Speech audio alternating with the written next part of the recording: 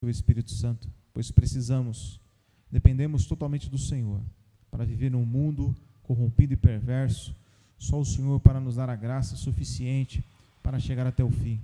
Acrescenta graça, poder e virtude sobre cada um de nós, hoje e para sempre, em nome do Senhor Jesus. Em nome de Jesus. Amém, irmãos? Bem, glória a Jesus. Agradeço os irmãos pelas orações. Amém, irmãos? Sabemos que essas mesmas aflições também acontecem com os outros irmãos do mundo, né? Como diz a palavra, né, irmãos? Mas, infelizmente, enquanto estamos nesse mundo, somos sujeitos, né? Somos sujeitos. Então, eu não estou 100%, mas eu estou chegando lá, né? Até domingo eu tenho certeza que está lá, 100%. Né, irmãos? Mas, nesse mundo, irmãos, esse corpo nosso aqui, ele, como é que vai ficar 100%? Ele é difícil, né? Nosso corpo ele é problemático, né, irmãos? Ele é difícil.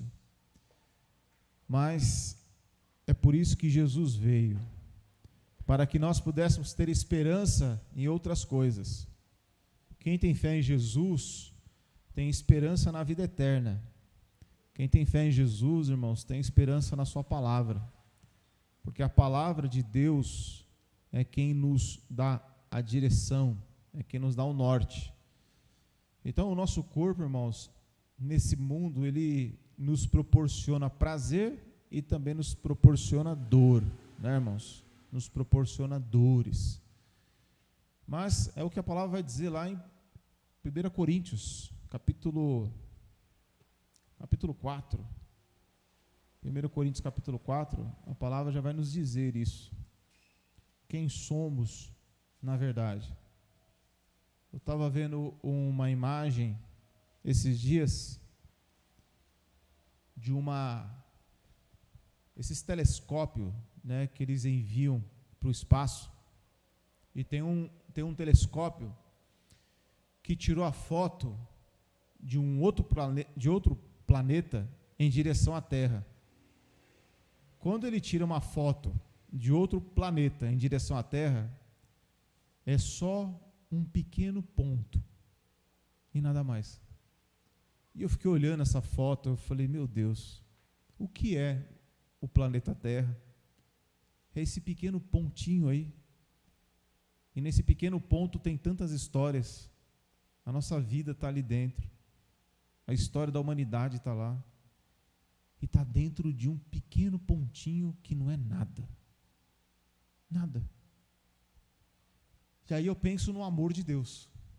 Como o amor de Deus pôde enxergar esse pequeno ponto no espaço. Porque, irmãos, nós, diante de um espaço todo que existe, nós somos um pequeno pontinho de nada. Absolutamente nada. E Deus, pela sua infinita graça e misericórdia, olhou para nós. Ele nos enxergou. Quando a palavra diz lá, quando Jesus ele chega na casa de Zaqueu, quando Zaqueu diz para ele, a partir de agora, metade do que eu tenho, eu vou dividir com os pobres, e a quem eu prejudiquei, vou devolver 4 vezes mais. Jesus olha para ele e diz, hoje entrou a salvação nessa casa, porque o Filho do Homem veio buscar e salvar o que se havia perdido. Então Jesus, irmãos, ele é o bom pastor. Jesus é o bom pastor. Aliás, ele é o pastor. Nós somos cooperadores dele. Sou co-pastor, cooperador da obra de Deus. Jesus é o pastor e bispo das nossas almas. Ele veio buscar e salvar. Isso, essa frase que ele disse lá em Lucas 19, ela é muito importante. Porque mostra que se dependesse de mim, de você, a gente não ia até ele. Jesus foi quem veio nos buscar. Foi Jesus, o bom pastor, que veio dar a sua vida por cada um de nós. O passo quem deu foi Ele. Ele veio até a nós. Ele veio nos salvar. Então, irmãos, quando eu vi aquela imagem, e você pode ver na internet isso daí com facilidade, eu fiquei pensando, que amor é esse de poder conseguir enxergar e vir a esse mundo e morrer por pessoas que não queriam Ele, por pessoas que não querem Ele, por pessoas que lutam, muitas das vezes, para sair da presença dEle. E Ele veio e morreu mesmo assim. Quando a gente vê um pontinho de nada, a gente nem liga para aquele pontinho de nada. Mas Jesus, Ele conseguiu enxergar esse pontinho e conseguiu amar e ama até hoje. E quer levar para salvar. Mas nós somos, irmãos, fracos demais, frágeis. Eu sou fraco demais e frágil demais. E eu falo isso com clareza, porque é o que o Evangelho vai me ensinar. Aqui mesmo, em 1 Coríntios capítulo 4,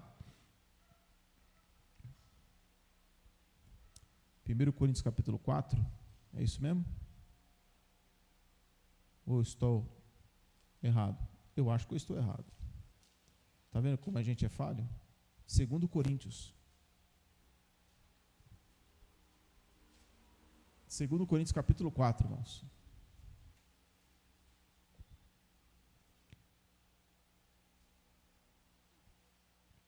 Segundo Coríntios capítulo 4, versículo 7.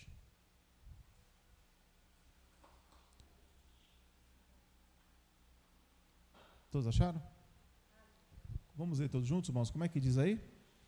Temos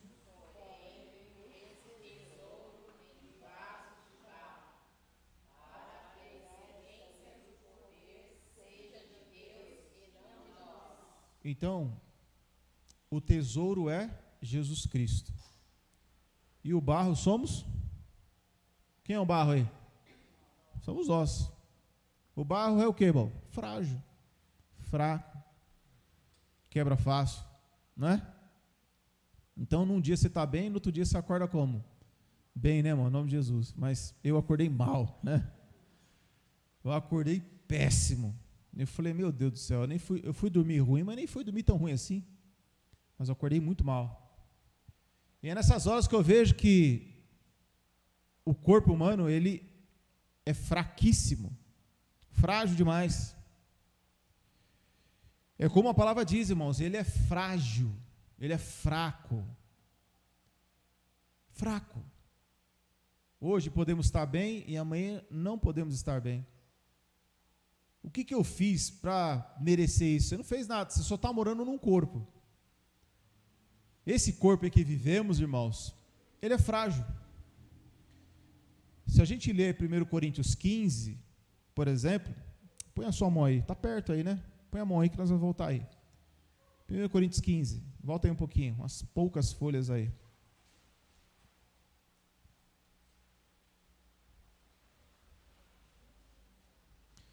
Primeiro Coríntios capítulo 15,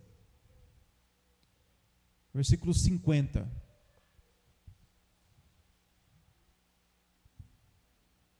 Como é que diz, irmãos? E agora digo isto, irmãos, que carne e sangue não podem herdar o reino de Deus, nem a corrupção herda a incorrupção. Então o nosso corpo, que é carne e sangue, ela não pode herdar o reino dos céus. Você sabia, irmãos, que um astronauta, quando ele vai para o espaço, sabe o que acontece com ele depois? Quando ele volta para a Terra, uma das coisas que acontece é ficar cego. Porque o corpo humano não foi feito para ficar fora desse mundo. Então, por exemplo, tem aquele astronauta muito conhecido no Brasil, que é o Marcos Pontes, que foi astronauta brasileiro e foi para o espaço. O cara vai ficando cego. Quando o corpo fica fora da terra, ele começa a apodrecer, vivo, começa a danificar, começa a dar problema. Jesus está falando, a carne e sangue não vai nem entrar lá, que não é nem esse espaço que a gente conhece. Esse espaço que a gente conhece, que o ser humano vai, nem ele aceita o corpo humano. Imagine lá na glória eterna com Deus. Então, o nosso corpo, irmãos, ele realmente, ele só serve para esse mundo. Mas ele não serve para o reino de Deus. Por isso que a palavra, continuando aqui, o texto vai dizer, 51, eis que vos digo um mistério, na verdade, nem todos dormiremos, mas todos seremos? Então, a palavra diz que nós vamos ser o que, irmãos? Transformados. Transformados. Em que momento? 52, num abrir e fechar de olhos, ante a última trombeta, porque a trombeta soará, e os mortos ressuscitarão incorruptíveis, e nós seremos o quê? Transformados.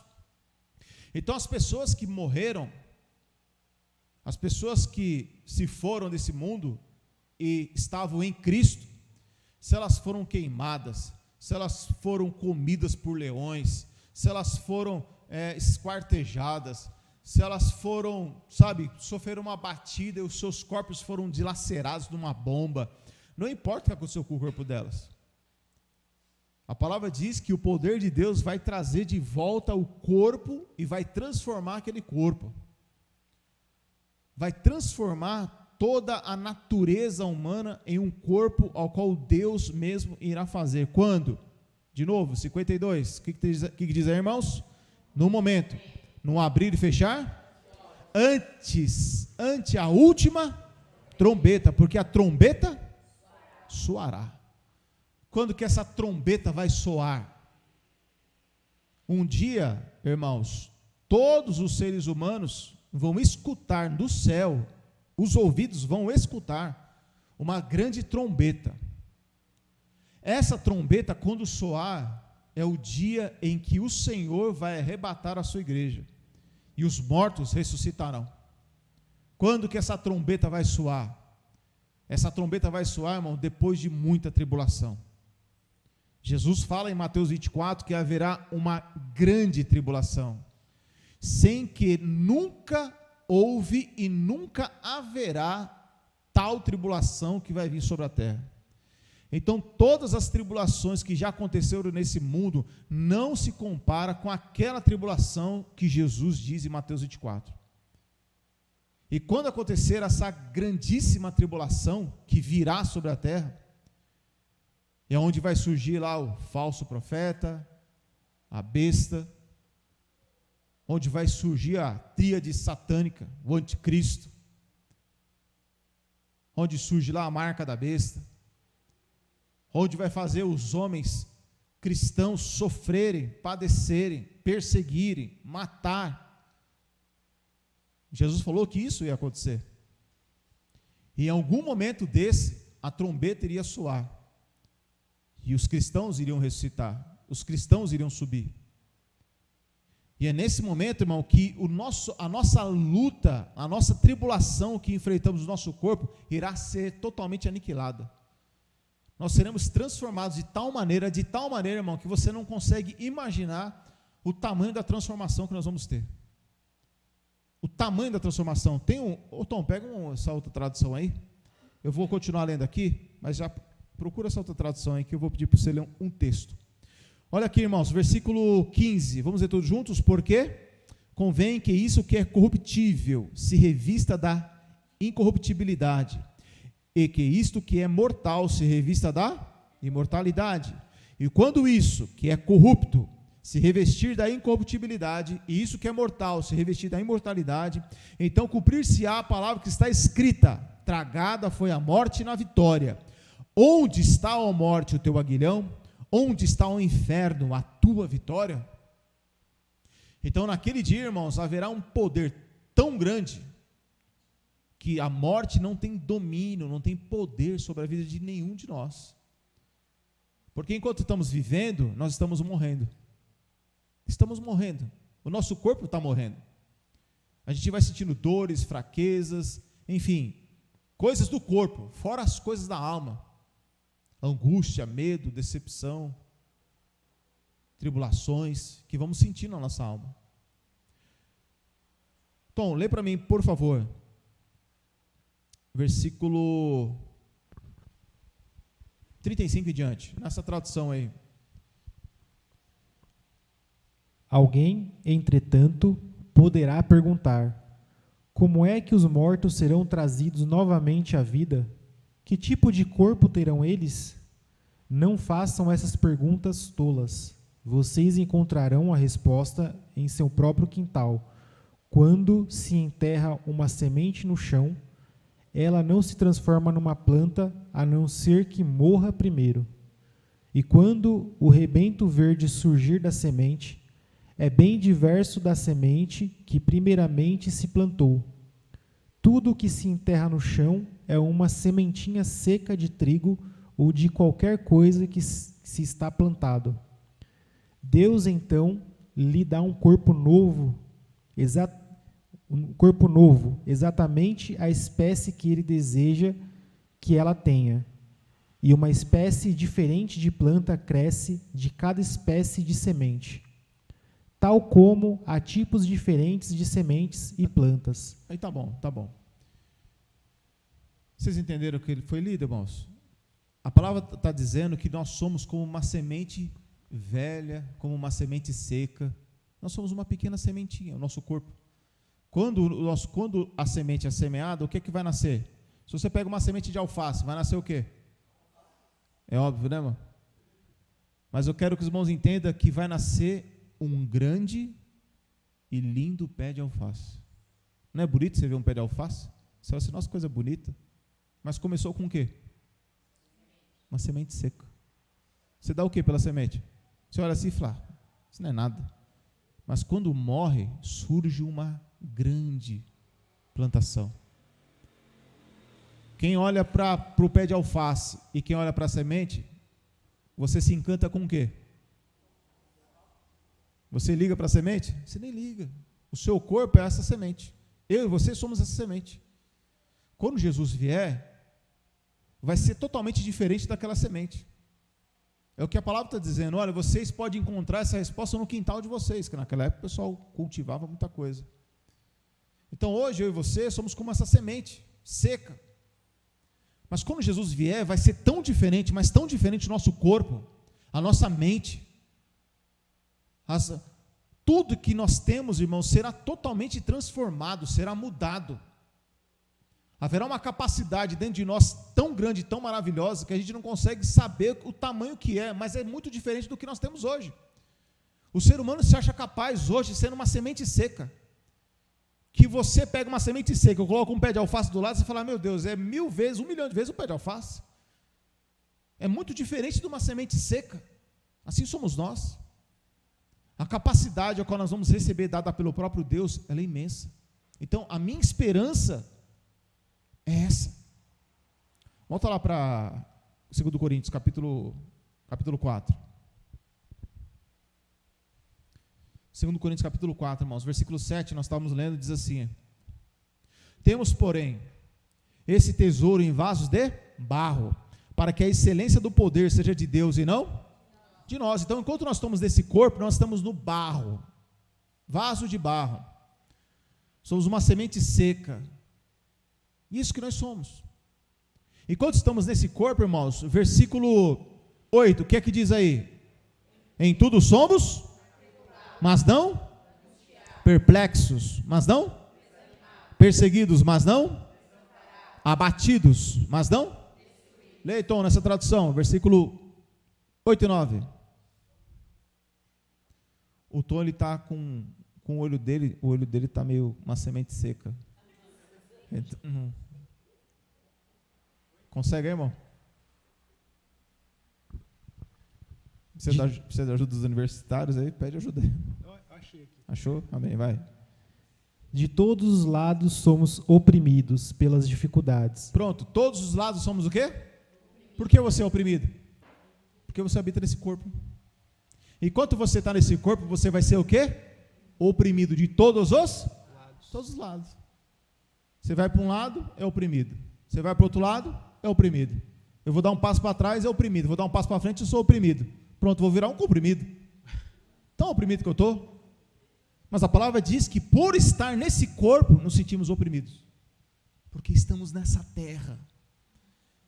Quem aqui já numa luta muito grande diz assim, Senhor, me leva. Você já orou isso aí, mano? Senhor, me leva, porque eu não aguento mais. Porque a gente se sente o quê? Oprimido. Né? Uma opressão muito grande.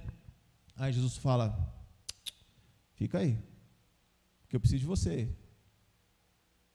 Aí você fala como Paulo, né? Bom seria se eu pudesse estar com o Senhor. Melhor ainda se estivesse com Ele. Mas se eu ficar aqui e render fruto, então que eu fique aqui. Então ficar aqui significa o quê? Lê de novo.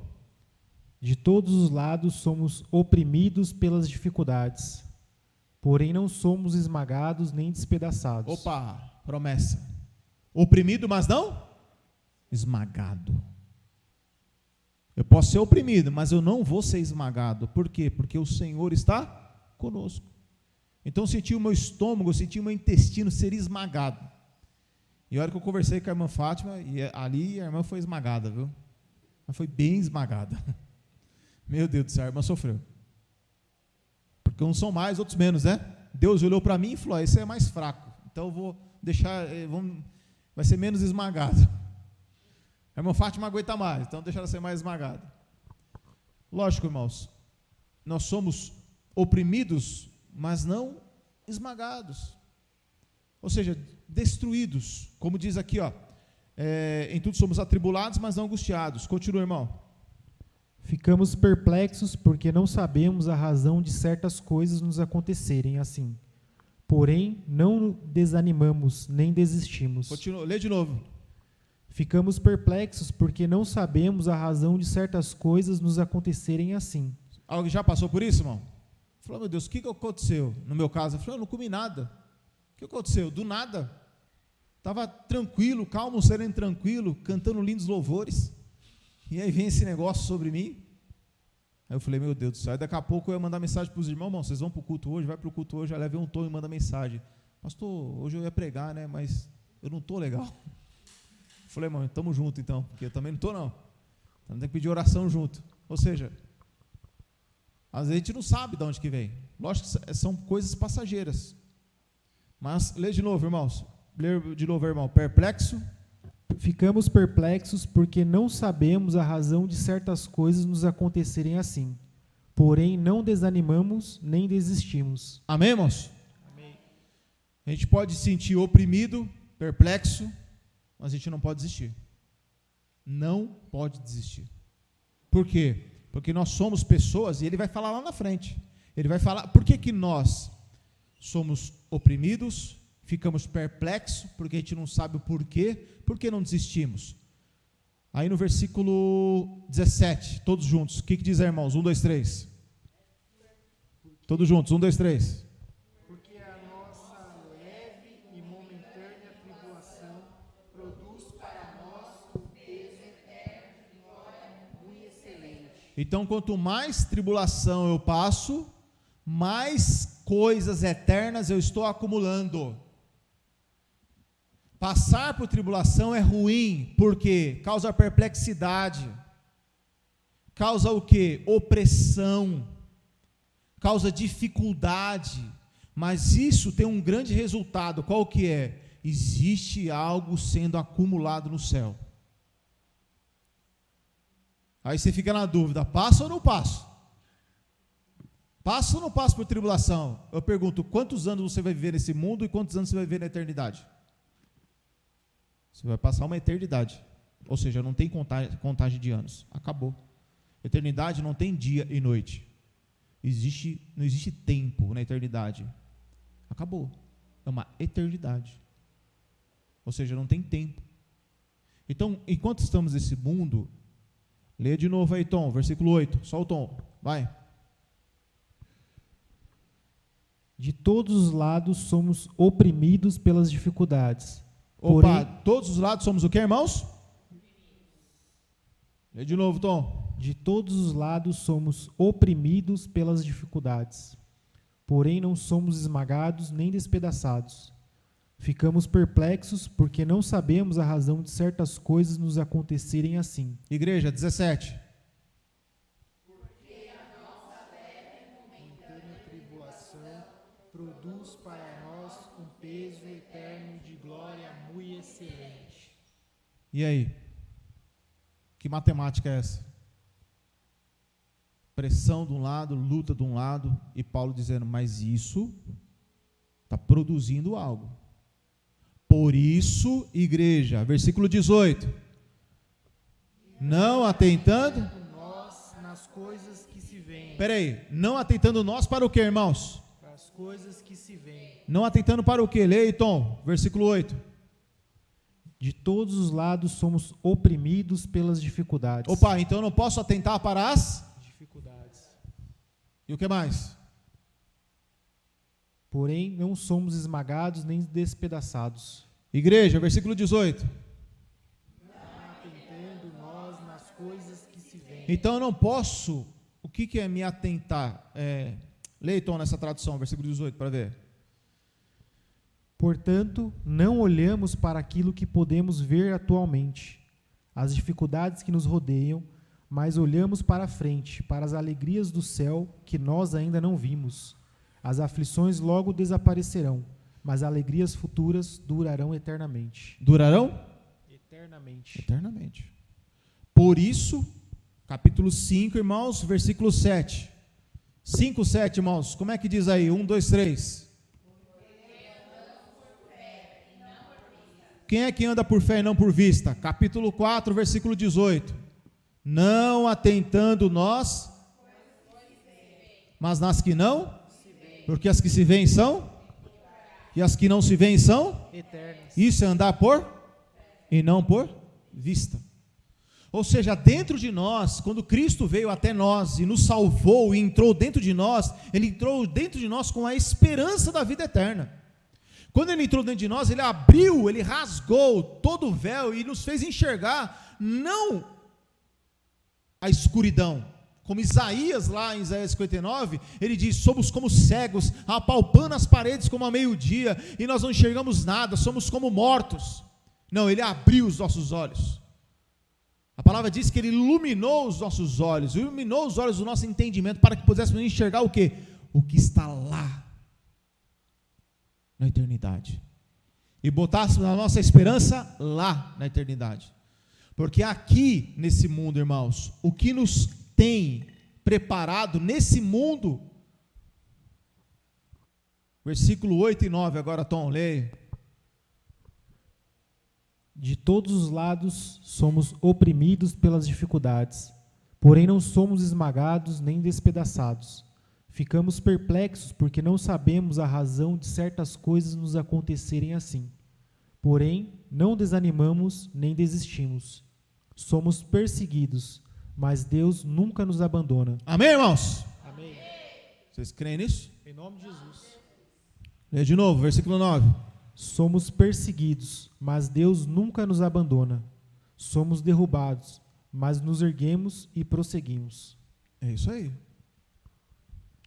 O cristão não fica prostrado diante de Satanás. O cristão fica prostrado diante das enfermidades.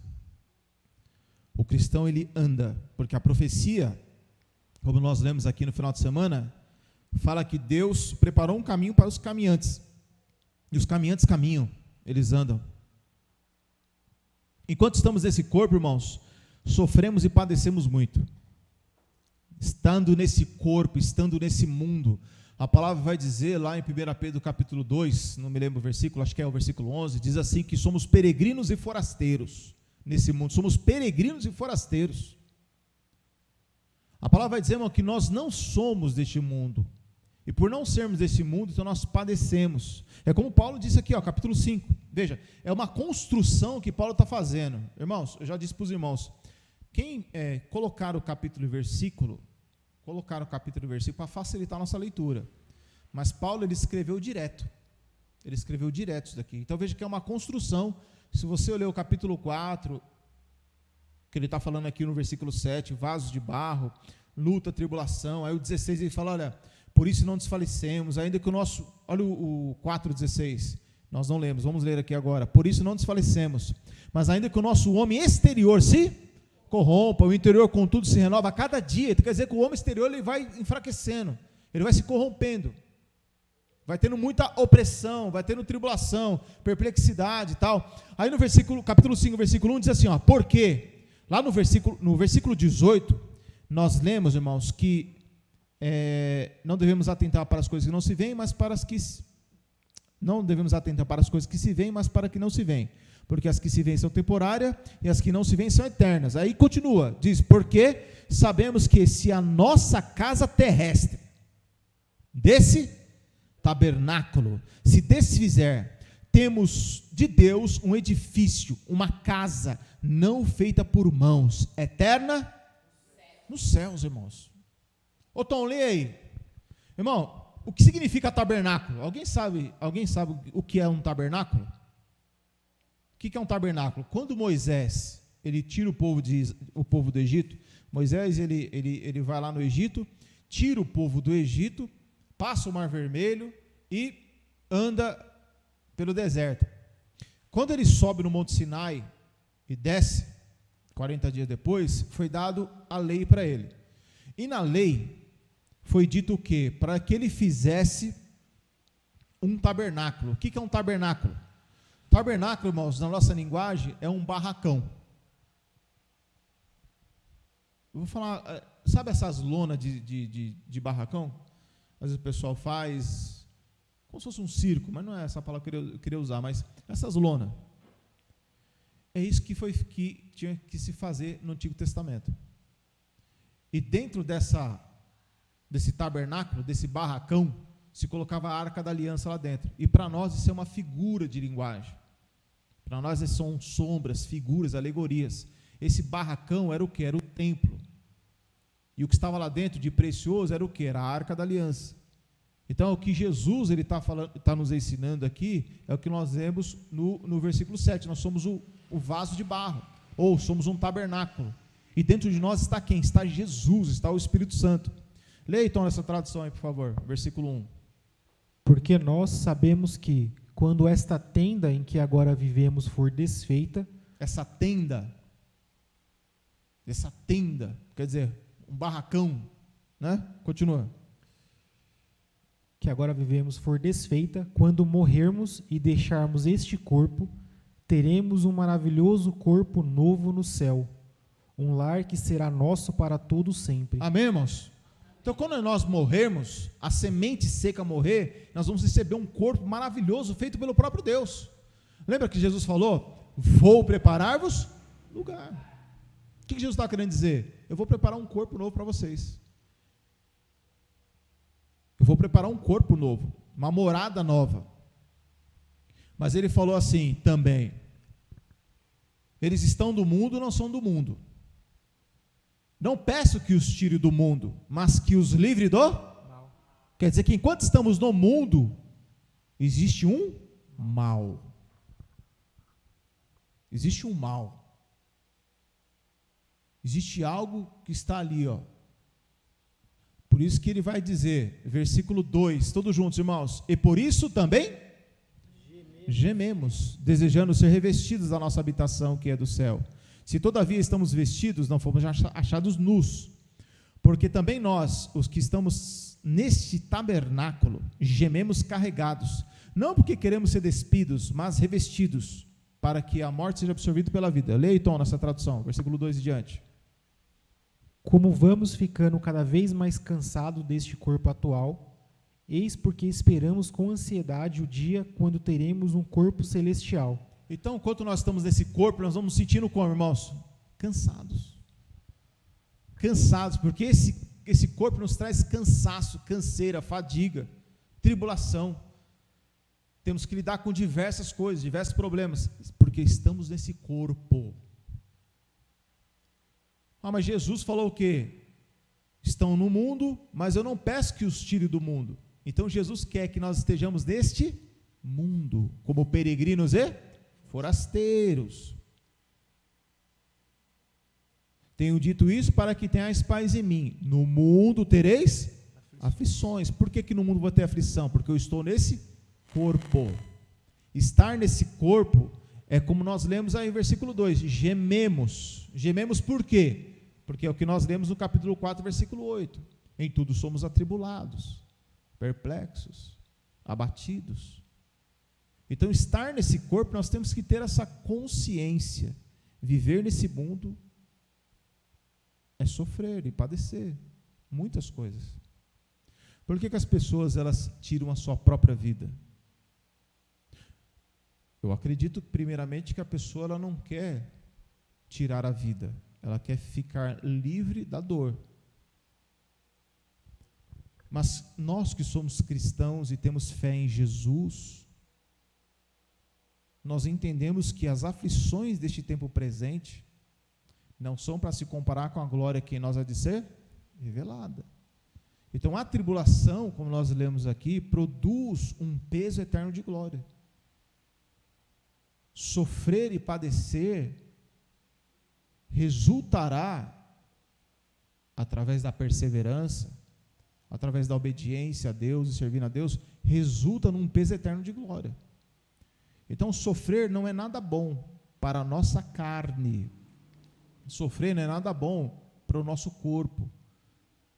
Mas quando sofremos e perseveramos, então tudo isso vai produzir um fruto lá no céu. Filho, você sofreu muito nessa terra.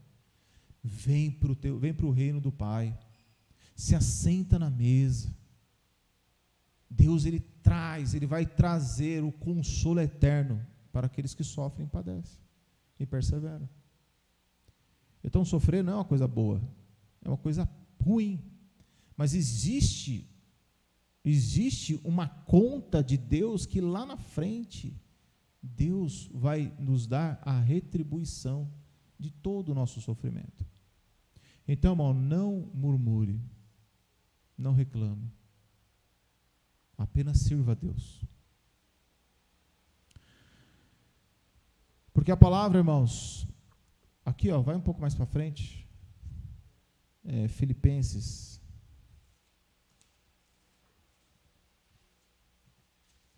capítulo 3.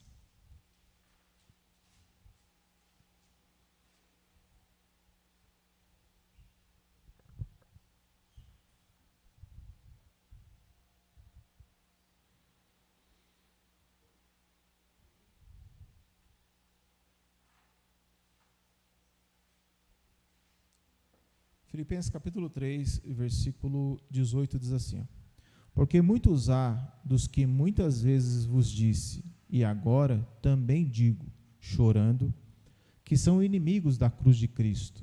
O fim deles é a perdição, o Deus deles é o ventre, e a glória deles é para a confusão deles mesmos, que só pensam nas coisas terrenas. Então, Paulo está falando de pessoas que não eram salvas. No versículo 20, ele diz assim: mas a nossa cidade está nos céus, donde também esperamos o Salvador, o Senhor Jesus Cristo. A nossa cidade está onde, irmãos? No céu. E essa cidade que nós dizemos aqui, é de quem? Né? Não é do Pai.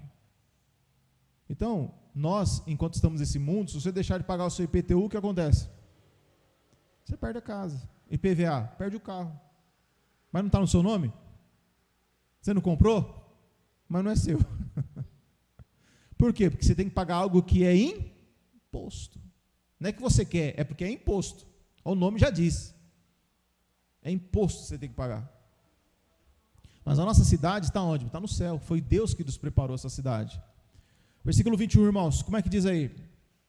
Que transformará o nosso corpo abatido, para ser conforme o seu corpo glorioso, que segundo o seu eficaz poder de sujeitar também a si todas as... Então, irmão, a nossa cidade está lá no céu, nós pertencemos ao céu. Vamos finalizar aqui, irmão, porque o horário já foi, já deu já. Vamos finalizar aqui. Só ler 2 textos em Hebreus capítulo 11, vamos um pouquinho mais para frente. Hebreus capítulo 11.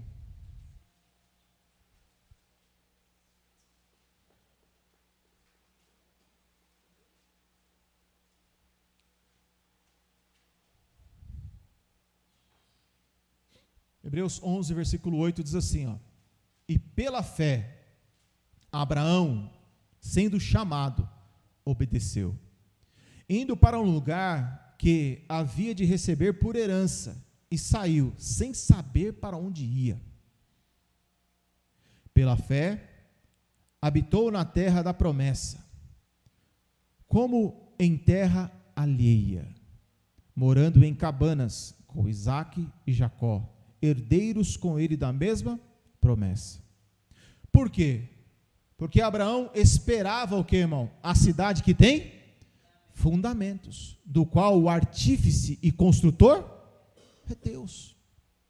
Versículo 16, irmão, versículo 16, como é que diz aí, todos juntos? Mas agora,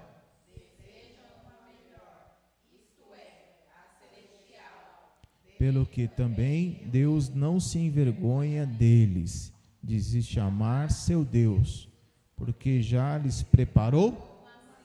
Pronto, irmãos, Deus preparou uma cidade para nós, mas nós estamos esperando ela, como nós lemos em Filipenses. Enquanto nós esperamos a cidade, nós estamos num corpo, e esse corpo, enquanto estamos nesse corpo, gememos. Enquanto estamos nesse corpo, nos sentimos perplexos, abatidos, aflitos. Então, irmão, quando tiver um tempo de refrigério, dê glória a Deus. Quando vier o tempo de tribulação, lembre-se, a minha conta está subindo lá no céu. Quando estiver padecendo, diga, a minha conta está subindo lá no céu. O peso eterno de glória, muito excelente. Então, irmãos, a gente não deve buscar tribulação, mas se elas aparecerem, fique firme, como foi pregado na terça-feira, né? Fique firme, e Deus ele vai nos recompensar no último dia.